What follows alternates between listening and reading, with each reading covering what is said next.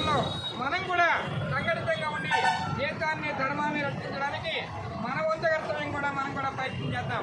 కాబట్టి అటువంటి వారికి మన పక్కనే ఉన్నటువంటి నెల్లూరు జిల్లా మన పక్కన ఉన్నటువంటి విశాఖపట్నం వాడు యాత్రగా వెళ్ళినటువంటి వాడిని ఇంకానికి ఇంకొంతగా చంపడం అనేటువంటిది ఎంత తొందరగా గమనించాం.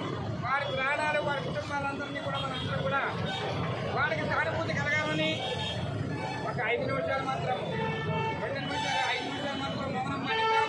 వారి ఆత్మ శాంతి కలగాలని ఈ కార్యక్రమంలో పాల్గొన్న అందరికీ కూడా ప్రత్యేక ధన్యవాదాలు చెప్తూ, నేను హిందువులు కాబట్టి ఇక్కడ కలిసి వచ్చాను, హిందువులు సంఘటితంగా ఉంటే ఏ పనినైనా మనం సాధించవచ్చు అనేటువంటి సంకేతంలో మనం అందరం కలిసాం.